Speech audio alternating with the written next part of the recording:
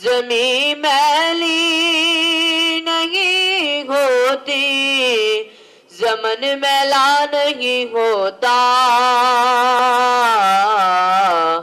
محمد کے غلاموں کا کفن میلا نہیں ہوتا۔ نحمده ونصلي ونسلم على رسوله الكريم، اما بعد فاعوذ بالله من الشيطان الرجيم، بسم الله الرحمن الرحيم۔ قال الله هذا يوم ينفع الصادقين صدقهم، لهم جنات تجري من تحتها الانهار خالدين فيها ابدا، رضي الله عنه ورضوا عنه، ذلك الفوز العظيم۔ صدق اللہ العظیم وصدق رسولہ النبی الکریم الامین، ونحن علی ذلک لمن الشاہدین والشاکرین والحمد للہ رب العالمین۔ وقال اللہ تبارک وتعالی فی شان حبیبہ صلی اللہ علیہ وعلی آلہ وصحبہ وسلم، ان اللہ وملائکتہ یصلون علی النبی یا ایھا الذین آمنوا صلوا علیہ وسلموا تسلیما۔ اللهم صل على سيدنا ومولانا محمد وعلى آل سيدنا ومولانا محمد وأصحاب سيدنا ومولانا محمد وبارك وسلم۔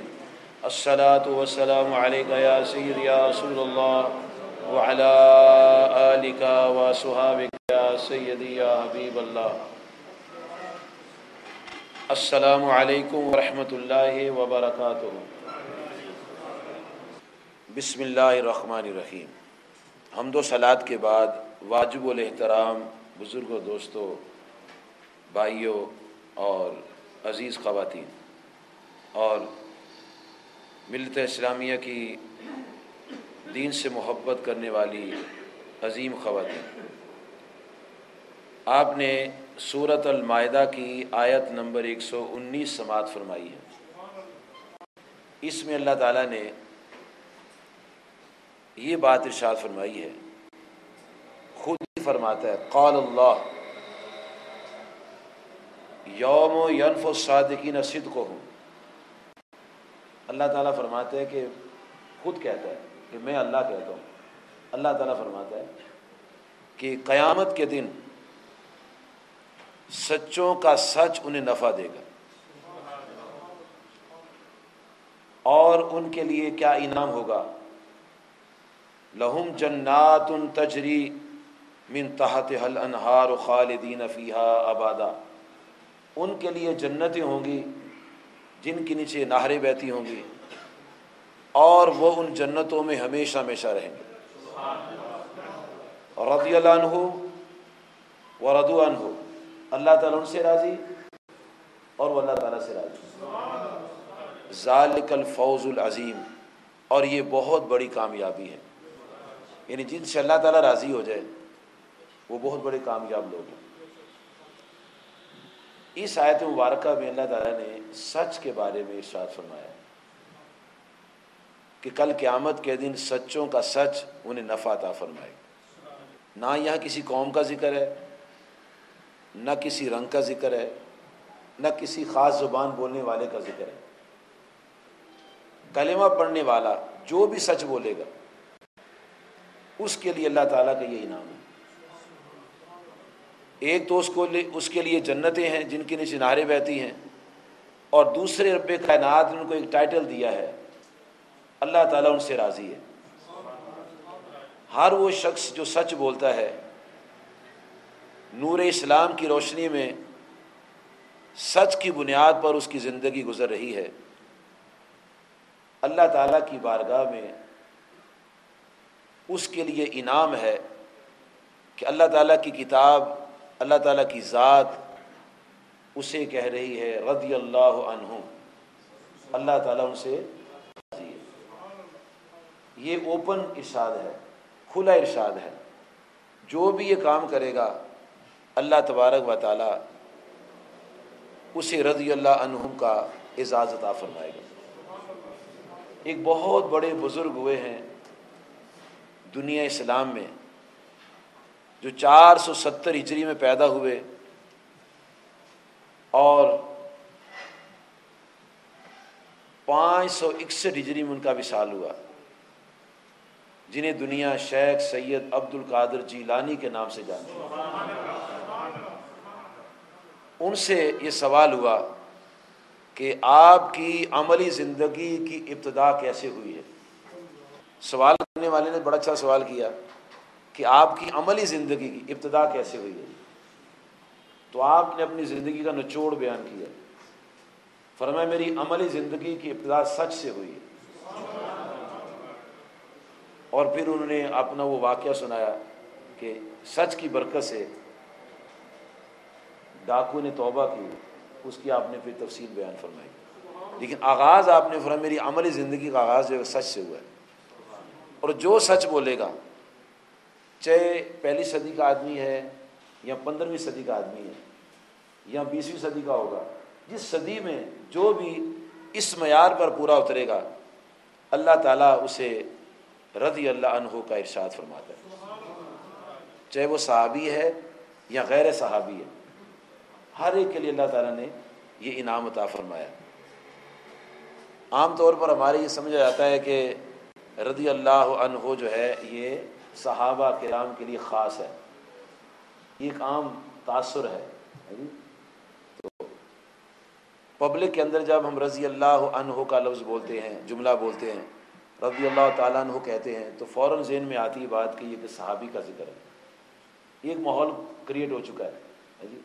لیکن اللہ تعالیٰ کی کتاب نے یہ واضح کیا ہے کہ جو اس معیار پر پورا اترے گا، جو اس نے قائم کیا ہوا ہے، اس کو رضی اللہ عنہ کہہ سکتے ہیں۔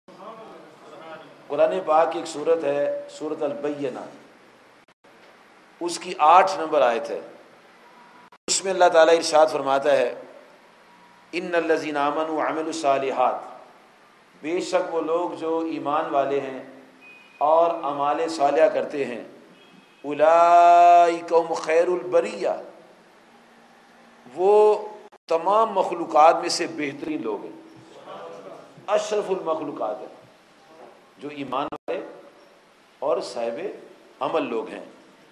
جزاؤہم عند ربہم جنات عدن، ان کے لیے بسنے کے لیے رب کریم نے جنتیں رکھی ہیں جن کے نیچے نہریں بہتی ہیں۔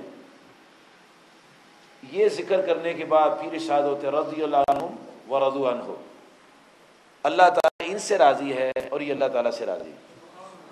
اب یہ جو ہے ان الذین آمنوا وعملوا الصالحات کوئی بھی ہو سکتا ہے، یہاں بھی خصوصی طور پر یہ بیان نہیں ہے کہ صحابہ ہی ہوں گے تو پھر ایسا ہوگا۔ اللہ تعالیٰ نے کلام مجید میں سورۃ البقرہ شریف میں ارشاد فرمایا ہے وَبَشِّرِ الَّذِينَ آمَنُوا وَعَمِلُوا الصَّالِحَاتِ أَنَّ لَهُمْ جَنَّاتٍ تَجْرِي مِن تَحْتِهَا الْأَنْهَارُ، اے محبوب علیہ السلام آپ خوشخبری سنا دیں ان لوگوں کو جو ایمان والے ہیں اور اعمال صالحہ کرتے ہیں، ان کے لیے جنتیں ہیں جن کی کنارے بہتی ہیں۔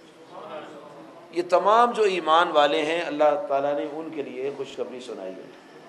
یہاں بھی اللہ تعالیٰ نے ایمان والے اور اعمال صالح کا ذکر کر کے بات ارشاد فرمائی ہے کہ بے شک وہ لوگ جو ایمان والے ہیں اور اعمال صالح کرتے ہیں ان کے لیے جنتیں ہیں جن کے نیچے نہریں بہتی ہیں، رضی اللہ عنہم، اللہ تعالیٰ ان سے راضی ہے۔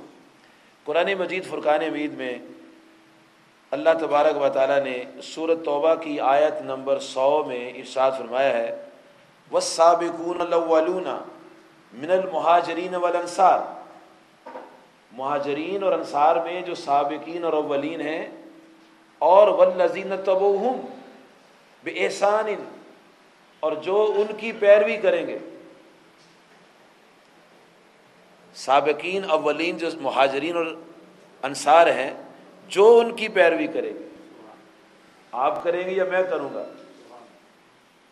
جس صدی کے لوگ بھی ان کی پیروی کریں گے، رضی اللہ عنہ ورضوا عنہ، اللہ کریم ان سے راضی ہے۔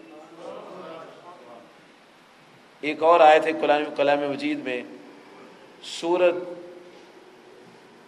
المجادلہ آیت نمبر 22 میں اللہ تعالیٰ ارشاد فرماتا ہے کہ جس قوم کے دل کے اندر اللہ تعالیٰ کی محبت ہے، آخرت کی محبت ہے اور اللہ تعالیٰ کے دشمنوں اور رسول اللہ صلی اللہ علیہ وسلم کے دشمنوں سے وہ محبت نہیں کرتے.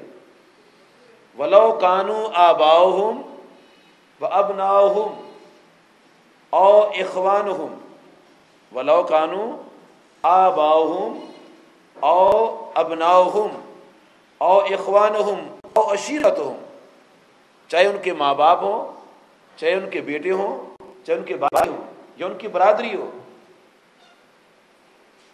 اگر یہ برادری کے لوگ، بہن بھائی، ماں باپ اگر اللہ تعالیٰ کے دشمن ہیں، رسول اللہ صلی اللہ علیہ وسلم کے دشمن ہیں، تو یہ ان سے ایمان والوں جیسی محبت نہیں کریں گے. ویسے وہ نسبی تعلق کی بنا پر حقوق والدین کے حکم کے مطابق وہ ان سے اچھے معاملات میں چلیں گے، لیکن وہ محبت جو ایمان والوں سے ہونی چاہیے ان سے نہیں کریں گے. اولئک کتب فی قلوبہم الایمان وایدہم بروح منہ، اللہ تعالیٰ فرماتے ہیں ان کے دلوں کے اندر ایمان راسخ کر دیا گیا ہے اور اللہ کی طرف سے ان کی مدد ہوگی. یدخلہم جنات تجری من تحت الانہار خالدین فیہا، اللہ تعالیٰ ان کو ہمیشہ ہمیشہ کی جنتوں میں داخل فرمائے گا. رضی اللہ عنہ ورضوا عنہ، اللہ ان سے راضی ہے اور وہ اللہ سے راضی ہیں. اولئک حزب اللہ، اور یہ اللہ تعالیٰ کی جماعت ہے. اچھا، یہاں بھی اللہ تعالیٰ نے تمام ایمان والوں کا ذکر کیا. جس کے دل میں اللہ تعالیٰ کی محبت ہوگی، اللہ تعالیٰ کے رسول کریم صلی اللہ علیہ وسلم کی محبت ہوگی، اللہ تعالیٰ اس کو فرماتے رضی اللہ عنہ. ایک آیت مبارک ایسی ہے جس میں خاص طور پر رب کائنات نے صحابہ کرام کو رضی اللہ عنہ فرمایا ہے. یہ آیت مبارکہ ہے سورۃ الفتح کی آیت نمبر 18. اللہ تعالیٰ فرماتا ہے لَقَدْ رَضِيَ اللَّهُ عَنِ الْمُؤْمِنِينَ إِذْ يُبَايِعُونَكَ تَحْتَ الشَّجَرَةِ، اللہ تعالیٰ فرماتے ہیں محبوب علیہ السلام، جن لوگوں نے درخت کے نیچے آپ کے ہاتھوں پر بیعت کی ہے میں ان سے راضی ہوں. اب یہ خصوصی طور پر بیعت رضوان والے صحابہ کرام کو رضی اللہ عنہم کا سرٹیفکیٹ جاری ہوا ہے. باقی چاروں آیات میں جو آپ نے سماعت فرمائی ہیں ان میں اللہ تعالیٰ نے ان لوگوں کے لیے بھی فرمایا جو اس وقت موجود تھے اور جو بعد میں آنے والے ہوں گے ان کے لیے بھی رضی اللہ عنہم ہم کہہ سکتے ہیں. جناب شیخ سید عبد القادر جیلانی رضی اللہ عنہ ان کا ذکر خیر کرتے ہوئے حضرت شیخ عبد الحق محدث دہلوی شیخ المشائخ رحمۃ اللہ علیہ اخبار الاخیار شریف میں صفحہ نمبر 9 پر ان کا ذکر شروع فرماتے ہیں اور ان القابات کے ساتھ ان کا ذکر کرتے ہیں: قطب الاقطاب، فرد الاحباب، غوث اعظم، غوث الثقلین، امام الطائفتین، شیخ الطالبین، شیخ الاسلام، محی الدین ابو محمد عبد القادر الحسنی الحسینی الجیلانی رضی اللہ تعالی عنہ. آپ نے جناب غوث اعظم پیران شیخ عبد القادر جیلانی کو رضی اللہ تعالی عنہ لکھا ہے. اور یہ وہ بزرگ ہیں شیخ عبد الحق محدث دہلوی جن کے بارے میں تمام مکاتب فکر کے لوگ، چاہے وہ اہل سنت و جماعت ہیں یا دوسرے لوگ ہیں، جب ان کا ذکر کریں گے تو ہندوستان کے محدثین میں سر فہرست ان کا نام لکھیں گے اور ان کو شیخ المحدثین لکھیں گے اور انہیں برکت مصطفیٰ فی الہند بھی کہا جاتا ہے کہ یہ نبی کریم صلی اللہ علیہ وسلم کی برکت بن کر ہندوستان میں تشریف لائے تھے. بڑی عظیم شخصیت ہوئے ہیں، بڑی علمی شخصیت ہوئے ہیں اور ان کی کتابوں پر جو لوگ مقدمے لکھتے ہیں، چاہے وہ کسی مکتب فکر کے لوگ ہیں، مقدمہ لکھتے ہوئے یہ بڑے واضح الفاظ میں لکھتے ہیں کہ جس کتاب پر شیخ صاحب کا نام لکھا ہو اس کتاب کے مستند ہونے میں کوئی شک نہیں ہوتا. اتنی یہ مستند شخصیت ہے. انہوں نے حضرت شیخ سید عبد القادر جیلانی رضی اللہ عنہ کو رضی اللہ تعالی عنہ لکھا ہے. اچھا، یہ صحابی نہیں ہے، یہ تابعی بھی نہیں ہے، تبع تابعین بھی نہیں ہے جی. یہ 5ویں صدی ہجری میں پیدا ہوئے ہیں، 470 یا 471 ہجری. حضور کریم آقا صلی اللہ علیہ وسلم کے دنیا سے تشریف لے جانے کے 460 سال بعد پیدا ہوئے ہیں، 4.5 صدیاں گزرنے کے بعد پیدا ہوئے ہیں، اور ان کو لکھا ہے رضی اللہ تعالی عنہ۔ یہ میں نے اس لیے یہاں سے آغاز کیا ہے کیونکہ میں نے بار بار جب ان کا نام لینا ہے تو میں رضی اللہ تعالیٰ عنہ کہنا ہے۔ آیات میں نے آپ کو پہلے سنا دی ہیں ساری، کہ اللہ تعالیٰ نے کن کن آیات میں اپنے پیارے محبوب بندوں کو، سچ بولنے والوں کو، ایمان والوں کو، اعمال صالحہ کرنے والوں کو، اللہ تعالیٰ سے محبت رکھنے والوں کو، نبی صلی اللہ علیہ وسلم سے محبت رکھنے والوں کو اللہ تعالیٰ نے سورۃ التوبہ آیت نمبر 100، سورۃ المائدہ آیت نمبر 119، سورۃ المجادلہ آیت نمبر 22 اور سورۃ البینہ آیت نمبر 8، ان 4 صورتوں میں، ان 4 آیات میں اللہ تبارک و تعالیٰ نے ہر اس شخص کو رضی اللہ عنہ کا ٹائٹل جاری فرمایا ہے جو سچ بولتا ہے، اللہ تعالیٰ سے محبت کرتا ہے، نبی صلی اللہ علیہ وسلم سے محبت کرتا ہے، صاحب ایمان ہے اور نیک اعمال کرنے والا ہے۔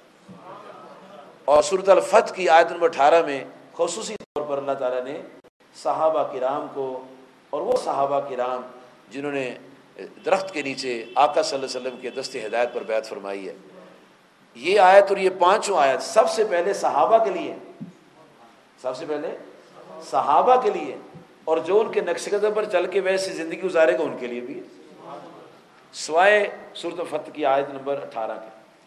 تو جناب غوث اعظم پیر پیرا شیخ عبد القادر جیلانی رضی اللہ عنہ یہ 450 سال کے بعد پیدا ہوئے ہیں، 460 سال کے بعد رسول کریم صلی اللہ علیہ وسلم کے پردہ فرمانے کے بعد، لیکن بعد والے لوگ ان کو رضی اللہ تعالیٰ لکھتے ہیں۔ یہ میرے پاس ایک کتاب ہے الادب المفرد، یہ امام بخاری صاحب رحمۃ اللہ کی کتاب ہے۔ یہ 2ری صدی کے آخر میں پیدا ہوئے اور 3ری صدی کے شروع میں ان کا پیریڈ ہے۔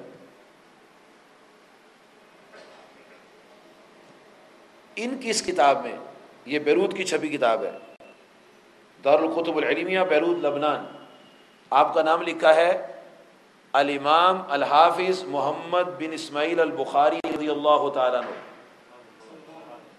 امام بخاری بھی صحابی نہیں ہے، یہ 200 سال کے بعد پیدا ہوئے ہیں۔ غوث اعظم رضی اللہ تعالیٰ عنہ 450 سال پیدا ہوئے رسول کریم صلی اللہ علیہ وسلم دنیا سے جانے کے بعد۔ یہ میرے پاس ایک کتاب ہے جلاء الافہام، اس کے لکھنے والا 8ویں صدی کا شخص ہے، اس کا نام ہے ابن قیم الجوزی۔ ان صاحب کے ایک استاد ہیں جن کا نام ہے ابن تیمیہ۔ اس کتاب کے صفحہ نمبر 32 پر ابن تیمیہ بھی 8ویں صدی کے بزرگ ہیں، ابن قیم الجوزی صاحب کے، اور ان کے مکتب فکر کے لوگوں کے، جو اپنے ہر فکر کا ایک بزرگ تو ہوتا ہی ہے نا جی۔ جیسے ہم امام ابو حنیفہ رضی اللہ عنہ کو اپنا امام مانتے ہیں، اہل حدیث جو ہیں وہ عبد الوہاب نجدی کو اپنا امام مانتے، ان کے مقلد ہیں، ابن تیمیہ کے مقلد ہیں جی، علامہ شوکانی کے مقلد، ہم ایک کے مقلد ہیں، وہ کئیوں کے مقلد ہیں۔ ان کا ایک اپنا نظام ہے، ہمارا ایک اپنا نظام ہے جی، تو کسی کے نظام میں دخل نہیں دینا چاہیے، اپنی اپنی پسند ہوتی ہے، لیکن مقلد وہ بھی ہیں، کوئی دنیا میں غیر مقلد نہیں ہے۔